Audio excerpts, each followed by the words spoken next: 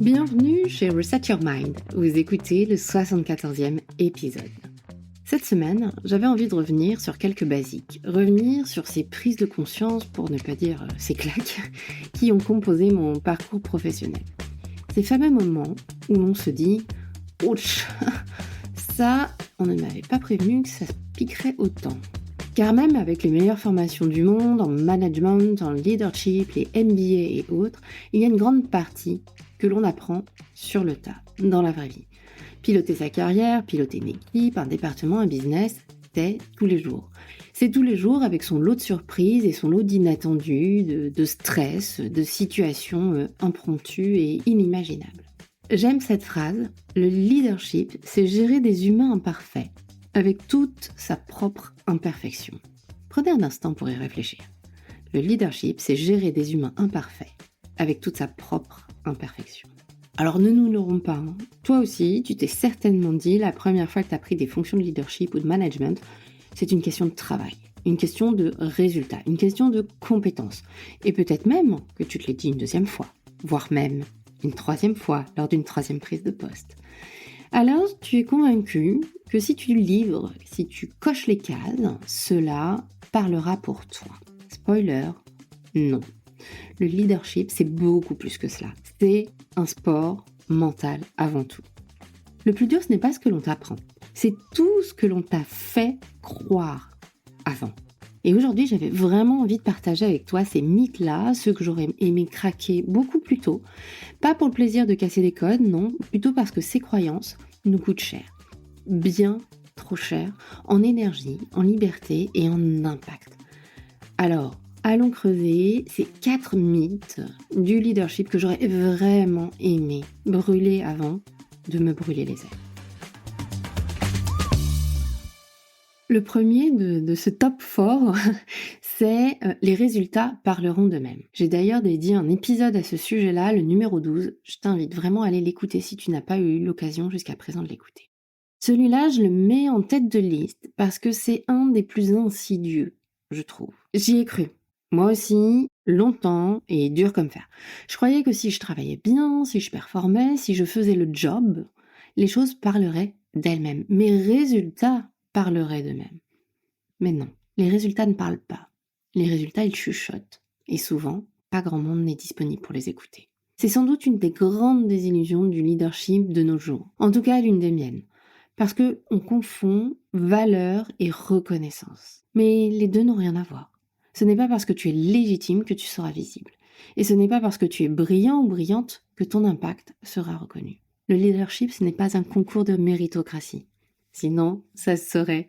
Je pense que cela, il y a vraiment à l'ôter de notre tête. C'est un travail de positionnement, c'est un travail d'influence et de clarté, de vision, de visibilité. Surtout, si tu ne racontes pas ton propre récit, quelqu'un d'autre le fera à ta place, pour ne pas dire en prenant ta place. Souvent, on se cache derrière l'arrogance tranquille du moi, je laisse parler mes résultats ». On se dit que prendre la parole, c'est du temps perdu, que c'est faire de la politique, ou pire, que cela manque de modestie. Je l'ai pensé, hein, vraiment, et je ne jette la pierre à personne. Je l'ai pensé souvent, longtemps. Mais c'est une erreur. Et 2, ne serait-ce pas aussi un peu de l'arrogance, de se croire tellement fantastique, autocentré, que tout le monde sait à quel point vous êtes parfait, que tout le monde sait à quel point vous êtes brillant ou brillante. Parce que la parole en interne comme en externe n'est pas un supplément de communication. Vraiment, c'est une part essentielle du leadership. Prendre la parole, c'est donner du poids aussi à ses réalisations, à ses convictions, à ses équipes aussi, au travail réalisé par nos équipes. C'est donner de la consistance à ce que l'on porte, ce pour quoi on se bat au quotidien tous les jours. C'est permettre aux autres aussi de comprendre la difficulté à créer cette valeur et pourquoi est-ce qu'elle compte tant. Ne pas le faire, c'est laisser aussi invisibiliser son travail. Et l'invisibilité, dans une organisation, ça a un coût. Dans notre société actuelle, qui est une société d'information, de communication, de représentation, ça a un coût énorme. Elle retarde les arbitrages, elle freine les validations, elle complique les soutiens, aussi les sponsors internes ou externes sur des projets, ou c'est sur des décisions importantes, parce que tu penses que parler de tes réussites te fera perdre du temps. En réalité, c'est tout l'inverse. Cela t'en fera gagner. Pourquoi? Parce que le jour où tu devras défendre une décision, un projet ou une vision, un arbitrage, soutenir un arbitrage, les gens se souviendront de la clarté et de la cohérence de ton message parce que jusqu'à présent, tu l'as porté, tu l'as incarné. Ce n'est pas prétentieux de parler de ce que tu fais. C'est stratégique, c'est utile et c'est profondément responsable. Donc, ne néglige pas l'importance de donner du poids à ta parole, à tes propos. Je pense que c'est vraiment capital parce que non, les résultats ne sont pas autoportants toujours et surtout, ils ne parlent pas d'eux-mêmes. En deuxième position, il y a un autre mécanisme, plus insidieux encore, surtout pour nous les femmes. On nous a longtemps appris qu'il n'y avait de la place que pour une, que si l'une réussissait, c'était forcément au détriment des autres, comme s'il fallait choisir entre être solidaire ou être visible. C'est faux. Et si c'était justement tout l'inverse? Honnêtement, c'est ce que je me dis à chaque fois que je m'installe derrière ce micro. Chaque fois que je publie un contenu, que ce soit un podcast, une vidéo ou un post, chaque fois que je me rends visible. Certes, c'est mon nom qui s'affiche, c'est vrai, mais c'est aussi et surtout pour que chacune de nous, pour que notre présence devienne une normalité. Et ça m'a toujours énormément drivé, y compris avant dans ma carrière professionnelle plus corporate. Pour que nos voix ne soient plus des exceptions, mais une normalité. Le deuxième topic que j'aimerais donc évoquer ici, c'est celui de demander de l'aide ou s'appuyer sur les autres, c'est une faiblesse. Ça, c'est un mythe tenace. Celui de la leader, indépendante, forte, autosuffisante, celle qui n'a besoin de personne, qui sait mieux que les autres. Le vrai leadership ne se construit jamais, jamais seul. L'exemple que j'aime citer, c'est celui des femmes du gouvernement d'Obama. Tu l'as déjà certainement entendu. Lorsque l'une d'entre elles s'exprimait et que ses propos n'étaient pas entendus, gaslighting ou mansplaining, donc pas entendus, pas compris dans leur quintessence, eh bien une autre du gouvernement d'Obama reprenait ces mots, ces propos, les reformulait certes, les renforçait, jusqu'à ce qu'ils soient pris en compte pour le message, le fond qu'ils avaient à véhiculer. Elles appelaient ça l'amplification. Ce n'est pas une tactique de communication, c'est une stratégie d'influence collective, de mutualisation, d'amplification. C'est ce que vous faites à chaque fois que vous likez, à chaque fois que vous commentez un post, une vidéo. C'est « je me reconnais dans ce que tu évoques, dans le message que tu portes, et oui, je l'amplifie. Je souhaite qu'il soit diffusé plus largement. » Elles faisaient cela parce qu'elles avaient compris que le pouvoir individuel ne suffit pas, que la voix d'une femme seule peut être contestée, encore aujourd'hui, mais que la cohérence de plusieurs devient beaucoup plus difficile à ignorer. Et c'est exactement cela que nous devons réapprendre à faire dans nos entreprises, dans nos comités, dans nos boards. Amplifier, relayer, soutenir, pas pour plaire, pas pour se montrer et uniquement sur le principe de se montrer, mais pour faire avancer. Parce que le vrai leadership, ce n'est pas se battre pour une place, c'est ancrer pour d'autres. Et surtout, donc, pour nous, mesdames. Le succès des uns ne retire rien aux autres. Au contraire, il agrandit le terrain de jeu pour chacun et chacune de nous. Justement, lorsqu'on commence à s'appuyer davantage sur les autres, un autre réflexe peut surgir assez rapidement, celui de vouloir tout comprendre, tout maîtriser, comme si la légitimité devait se prouver par la connaissance absolue, comme si, sans expertise, on risquait d'être démasqué. Et c'est là qu'apparaît le troisième mythe pour moi, celui du leader qui doit tout savoir.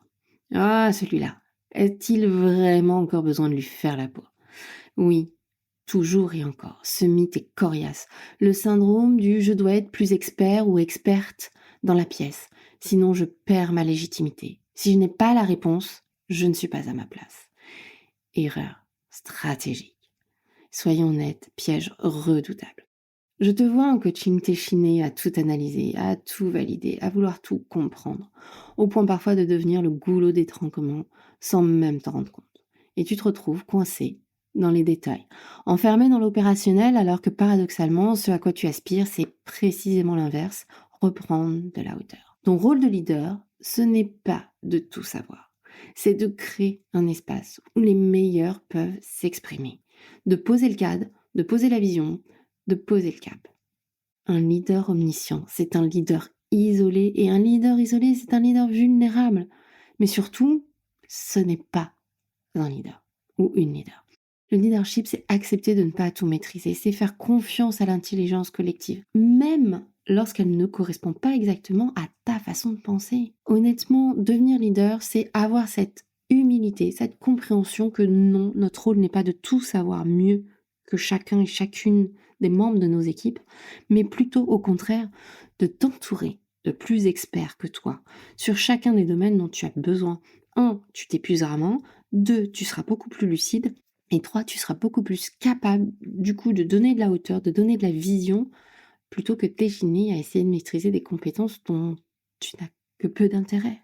Personnellement, j'ai appris à faire confiance à des personnes bien plus brillantes que moi sur des sujets vraiment très pointus, et c'est ce qui m'a permis de grandir. On ne t'écoute pas parce que tu sais tout en tant que leader, et en tout cas ce n'est pas ce qu'on attend, on t'écoute parce que tu inspires. On t'écoute parce que tu donnes confiance. Et cette confiance, elle ne n'est pas de la démonstration que tu sais mieux que tout le monde, ce qui n'est de toute façon pas vrai et ce qui finit toujours par se voir, mais plutôt du calme que l'on incarne lorsqu'on l'on sort de l'ego, justement. Il y a vraiment cet enjeu de travailler à sortir de l'ego et de nourrir cette confiance en soi au-delà de « je sais et j'ai réponse à tous ». Sortir de l'ego, ce n'est pas une perte de pouvoir, c'est au contraire une preuve de leadership, d'être focus sur l'objectif plutôt que soi-même. D'ailleurs, la question à se poser quand tu pars dans ce genre de choses ne serait-elle pas de « est-ce que je cherche à prouver que je sais, donc sous-entendu je sais mieux que les membres de la pièce,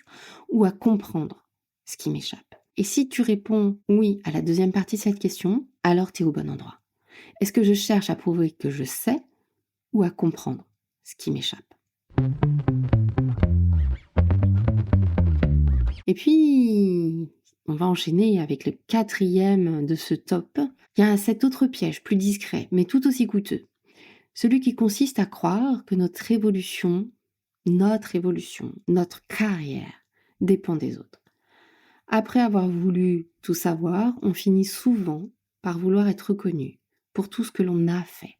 Et l'on attend, parfois longtemps, qu'un regard extérieur vienne enfin valider ce que nous savons déjà de nous-mêmes. Ce 4e mythe, c'est « mon boss gérera mon évolution ». Non, non et non. Ce n'est pas son job. Votre boss n'est pas là pour gérer votre carrière. Votre boss n'est pas là pour gérer votre évolution, votre plan de formation. Il est certes là pour en parler, mais même les meilleurs managers ont leurs propres contraintes, ont leurs propres angles morts, ont leurs propres plafonds de verre et leurs propres biais de pensée aussi. Et surtout, ton boss a ses propres objectifs à atteindre. Des objectifs business, la plupart du temps, qui n'ont rien à voir avec toi. J'ai longtemps cru, moi aussi, que ma progression dépendrait de mon manager ou du plan de carrière défini par mon entreprise ou des possibilités, des opportunités que mon entreprise pouvait me proposer. Et bien un jour, j'ai compris. Ma carrière, c'est mon entreprise. Mon parcours professionnel, c'est mon entreprise à moi. C'est à moi de la piloter, d'en définir le cap, d'investir en moi quand j'ai besoin pour compléter des compétences. Et surtout, parfois aussi, en dehors du cadre professionnel, d'investir en moi pour me nourrir intellectuellement, pour me redonner de l'énergie quand j'ai besoin, pour m'aider à comprendre certains modes de fonctionnement, certaines évolutions. Investir en soi, ce n'est jamais un luxe, c'est une stratégie. Pendant des années, j'ai attendu le plan de formation, les validations RH, les budgets, pour au final me retrouver avec une énième formation Excel ou un cours d'anglais qui ne changeait pas grand-chose à la donne, à mes interrogations, à mes aspirations ou mes besoins. Je ne dis pas que c'est inutile, attention. Et il y a des entreprises, encore une fois, qui essayent de faire vraiment très très bien les choses. Mais personnellement, ce n'était pas ce dont j'avais besoin. C'est là que j'ai commencé à choisir autrement, à reprendre le lead sur cet aspect-là aussi. J'ai investi dans des formations, dans des lectures, dans du coaching, tu le sais maintenant. Pas forcément toujours d'ailleurs estampillé corporate ou professionnel, hein. Et à chaque fois, ça m'a fait grandir. Pas uniquement sur le plan professionnel, mais humainement, profondément, les rencontres aussi. Alors oui, c'est un budget, mais aujourd'hui, avec le web, on trouve des formations en e-learning ou à distance qui sont hyper pertinentes et pas si coûteuses que cela. Alors oui, il y a aussi des grandes entreprises et des grandes universités qui proposent, tout un tas de formations, à distance ou en combinaison qui sont franchement, très, très complètes et vraiment passionnantes, mais qui coûtent aussi beaucoup, beaucoup plus cher. Quoi qu'il en soit, j'ai vraiment investi, beaucoup d'argent, moi, dans les formations depuis plusieurs années à titre personnel, quasiment 1 à 2 minimum par an, mais c'est un budget que je n'ai jamais regretté. De ce point de vue-là, du point de vue financier, c'est un budget que je n'ai jamais regretté. Parce qu'il m'a donné ce que les entreprises dans lesquelles j'évoluais ne pouvaient pas m'offrir. Une vision plus claire de moi, une vision plus claire de mes aspirations, une vision plus claire de pourquoi je fonctionnais comme ça, de ma place, de ma posture, de où j'avais envie d'aller moi. Je me souviens, d'une cliente, brillante qui était, cadre dirigeante dans une grande entreprise, qui me disait: «J'ai très envie de me faire coacher et je veux que ce soit avec vous, mais j'attends de voir si mon entreprise, le prend en charge». Cette femme étant cadre dirigeante dans une grande entreprise internationale, sur le coup, j'ai été un peu, dubitative et je lui ai tout simplement posé la question avec, beaucoup de bienveillance et vraiment de curiosité: «Et si c'était ton premier acte de leadership, de ne pas attendre de validation?» Ça l'a heurtée, hein, sur le coup, mais elle l'a entendu et elle l'a fait et 6 mois plus tard, elle ne parlait plus de plan de carrière, elle parlait de stratégie d'impact. Elle le parlait d'ailleurs pour elle-même, mais aussi pour ses collaborateurs et collaboratrices. Depuis, j'avoue que c'est entré en moi comme une règle. C'est vrai que chaque décision de formation est accompagnée de certains un engagement, moral envers moi-même. Depuis, moi, c'est vraiment devenu ma règle. Si je décide d'investir dans une formation, dans un accompagnement, je le fais à fond. Je ne laisse pas les emails dormir dans une boîte de réception, ni les vidéos tourner en fond d'écran ou pendant que je fais autre chose. Je l'intègre, je pratique et j'en tire ce que je peux, toute la quintessence de cette formation. Je ne le fais pas à moitié, sinon c'est trop facile. Et surtout, ça ne transforme rien. La vraie question à se poser ici serait plutôt: est-ce que j'attends encore que quelqu'un me valide? Valide mes aspirations, valide mes envies, d'ailleurs est-ce que j'en ai besoin? Ou est-ce que je me choisis? Peu importe, juste pour le chemin, juste pour l'exploration, juste pour l'apprentissage de nouveau. Alors voilà, mon petit top 4 de mythes à aller déconstruire de nouveau. Les 4 qui m'ont vraiment plombée. Les résultats ne parleront pas d'eux-mêmes. Demander de l'aide ou s'appuyer sur les autres n'est pas une faiblesse. Et un leader doit tout savoir. Mon Dieu, non, surtout, surtout pas. Au contraire, il doit s'entourer de plus sachants. Et enfin, ton évolution, ton plan de carrière n'appartient qu'à toi. Tu n'as à attendre après personne. Si je devais résumer tout cela en une phrase, ce serait celle-ci, je pense. Le leadership, ce n'est pas ce que l'on t'a appris, c'est ce que tu choisis de désapprendre. Désapprendre à tout contrôler, désapprendre à toujours dire oui, désapprendre à confondre puissance et perfection aussi. Et surtout, désapprendre à croire que ton rôle, c'est de plaire, c'est de convenir aux uns et aux autres. Ton rôle, c'est d'élever. Ton rôle, c'est de créer, d'inspirer. Mais ça, j'avoue que je ne l'ai pas forcément compris toute seule, hein. L'expérience, bien sûr, m'y a amené. Les claques, les murs, les épreuves, les succès aussi, les chutes, les reprises, les réinventions. Puis il y a bien évidemment eu celle où j'ai enfin accepté de ne plus tout porter toute seule, d'apprendre à m'entourer, d'apprendre à écouter différemment et puis me faire coacher, très, très clairement. Le coaching est entré dans ma vie un peu par hasard, tu le sais maintenant, mais il a clairement tout bousculé. Il m'a permis de mettre en mots ce que je pressentais intuitivement, que je n'arrivais pas à formuler et que je n'arrivais pas encore à incarner. Il a été vraiment ce miroir, parfois inconfortable, qui m'a obligée à regarder mes propres angles morts, mes certitudes, mes peurs aussi. Et c'est là que j'ai vraiment compris ce qu'était pour moi, en tout cas, le leadership. C'est pas un sommet à atteindre, c'est une pratique quotidienne de lucidité et de courage. Alors, bien évidemment, cette liste est loin d'être exhaustive, tu t'en doutes, et peut-être que je referai un épisode, dans les mois à venir, sur, un top 4 ou un top 5 un peu différent. Mais je pense qu'il est important de revenir à soi, sans les filtres, sans les injonctions, sans la peur.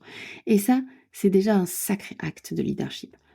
Alors, je vais te laisser sur cette phrase: «Le leadership, c'est accompagner des humains imparfaits avec ses propres imperfections. J'espère que tu l'emporteras avec toi et que la prochaine fois que tu commences à douter, que tu commences à ne pas oser prendre la parole, que tu commences à ne pas oser demander de l'aide, ça reviendra te chatouiller dans les oreilles.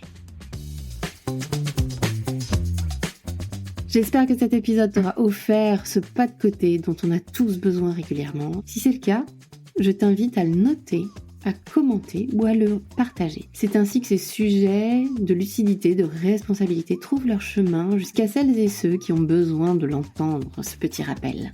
À la semaine prochaine!